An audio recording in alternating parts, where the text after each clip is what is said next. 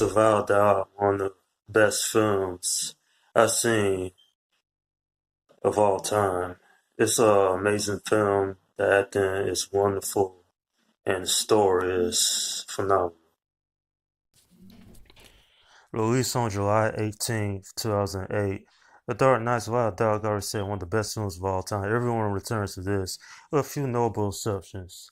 Maggie Gyllenhaal replaces Kate Holmes for the first film. Heath Ledger plays the Joker, who is awesome, by the way. Aaron Eckhart is Two-Face. And of course, who also returns is Gary Oldman, Michael Caine, and Morgan Freeman. Now, I have to say is that even though this film came out 10 years ago, I can still watch it today and just be amazed by it. The story is amazing, the acting is awesome. Everybody got chemistry. I have to say, hats off to Heath Ledger playing Joker in his last film role. He really knocked out the part.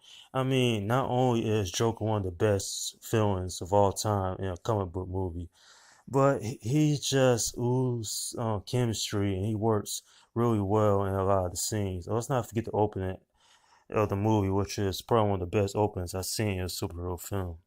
This film is just awesome. And even though it came out a decade ago, it's still worth viewing on multiple occasions. This film made history 10 years ago, being the first superhero film to gross $1 billion at the box office. Not only was it a financial success, it was also a critical success, earning well over 9% on Rotten Tomatoes. Now, everyone loved this film, the critics, the audience. And if you've never seen this movie, I suggest you watch it because not only is this one of the best Batman movies ever, but everybody does an amazing job. And the acting of everything, of everyone, I mean, is amazing. And of course, Christopher Nolan returns to direct this movie. And I always wonder what would happen if Heath Ledger died after this movie came out. You know, he died before the movie released, actually, I meant to say. But I'm wondering, would Joker Batman return the third Batman film? Nonetheless, this is a phenomenal movie. And it's definitely a great time watching. Okay, I'm giving this a 10 out of 10. This film is, like I said, just amazing. Everybody praises this film as being one of the best comic book films of all time.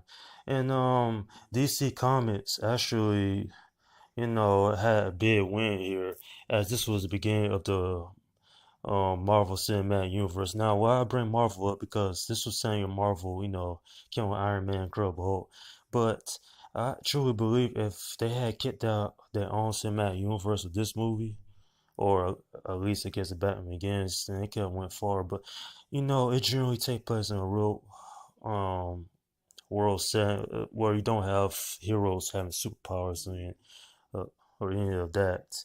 And you generally felt like it was an awesome drama crime film, with Batman.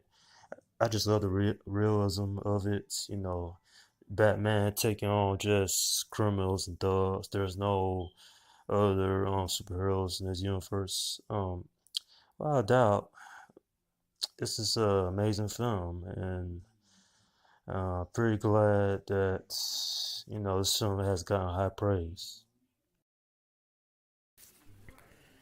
And that's my review of The Dark Knight. Leave a comment in the section below. Is this your favorite Batman film of all time?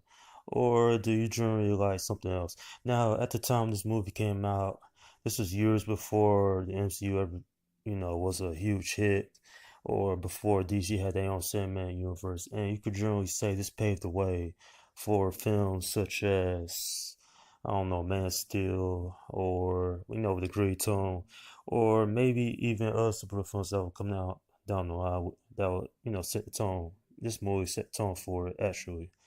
Um, all right, up next, I'm going to be reviewing The Dark Knight Rises, and I think, although not as great as this film, that movie concludes the trilogy in a perfectly neat bow, if you will. Okay, this is Slim Guy 172 saying, peace out.